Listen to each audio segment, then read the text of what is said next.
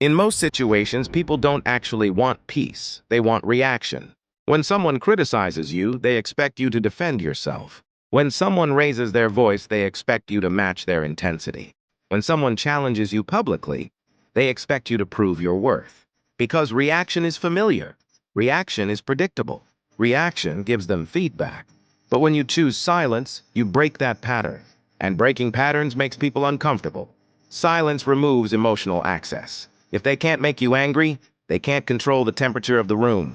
If they can't make you defensive, they can't push you into explaining yourself. If they can't make you react, they don't know where they stand. And uncertainty creates pressure. Most arguments are not about truth. They are about dominance. Who speaks louder? Who reacts faster? Who loses composure first? The moment someone loses emotional control, they also lose psychological position. That's why calmness feels powerful. Not because it is loud, but because it is stable.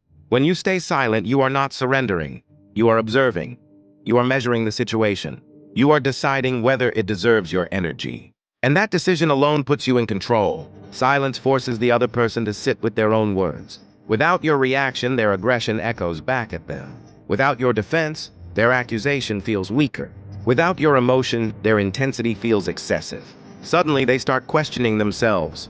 Did I overreact? Why isn't this affecting them?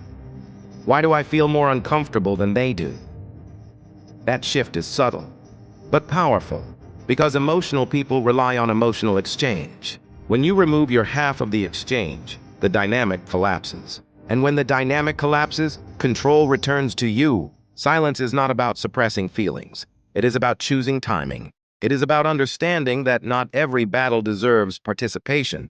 Strong people don't respond to everything. They respond selectively, and selective response signals confidence. Confidence doesn't rush to defend itself. It doesn't panic under pressure. It doesn't need immediate validation. It waits. And waiting creates psychological weight. The calmest person in the room often controls the room. Not through force, not through volume, but through stability. And stability is rare. That is why silence feels intimidating. Because when you stop reacting, people lose the ability to move you. And when they realize they cannot move you, they are forced to face themselves. Silence is not just the absence of words. It is the presence of control. In any interaction between two people, there is always an invisible exchange of energy. Someone pushes, someone reacts, someone tests, someone responds. And the one who controls the emotional rhythm of that exchange usually controls the outcome.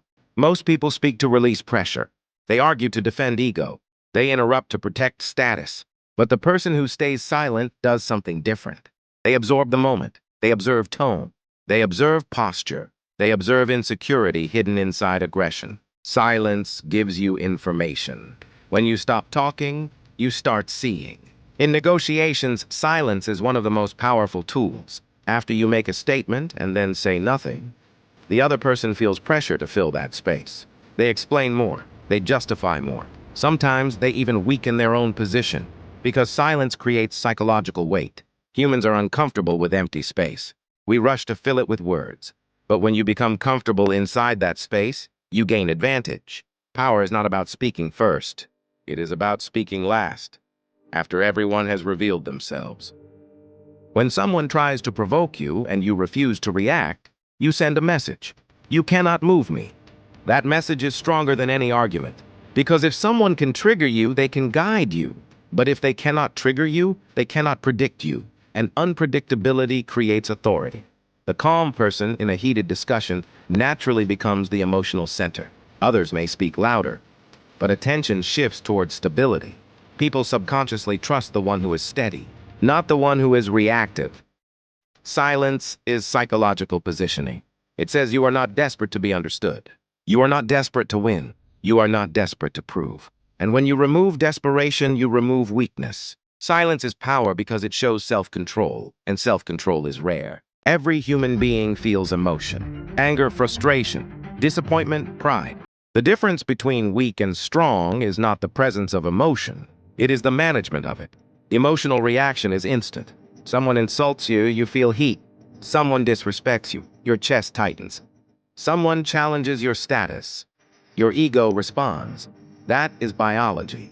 But discipline begins in the pause between stimulus and response. That tiny gap is where power lives. Most people never train that gap. They let emotion travel directly to words. And once words are spoken, they cannot be taken back. Anger feels powerful in the moment, but afterward it often feels like regret. When you react emotionally, you expose your internal vulnerabilities. You show what affects you. You show what threatens you. You show what you fear losing.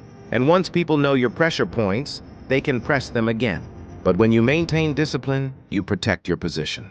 Emotional discipline does not mean suppressing feelings. It means delaying expression. It means choosing clarity over impulse. Imagine two people in conflict. One raises their voice, the other lowers theirs. One speaks faster, the other slows down. One becomes aggressive, the other becomes still. Which one appears stronger? Calmness under pressure signals confidence. It tells the world that your identity is not fragile, that your ego does not need constant defense, and that you are not easily shaken.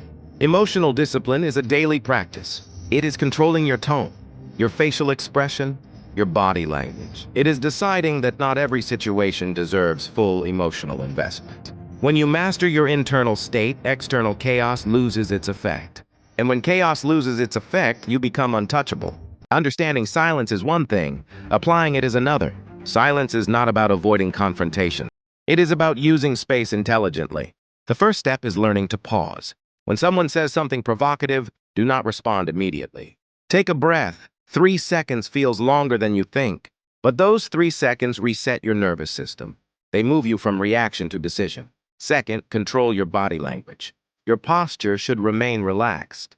Your movement slow, your eye contact steady. Even if you feel emotion inside, stability on the outside changes the dynamic. Third, reduce unnecessary explanation. You do not need to justify every decision. You do not need to correct every misunderstanding. The more you explain, the more you appear defensive. Speak clearly, speak briefly, then stop. Let silence complete the message. Fourth, know when to walk away. Not every argument deserves your presence. Sometimes the strongest move is disengagement. When you leave without emotional display, you preserve dignity, and dignity is long-term power. Finally, understand this. Silence is not weakness. Weakness reacts automatically. Strength chooses deliberately. When you master silence, you master your emotional environment. You stop being controlled by others' moods. You stop being pulled into unnecessary conflict. And over time, people begin to treat you differently because they sense that you cannot be easily moved. Silence is not the absence of power. It is controlled power.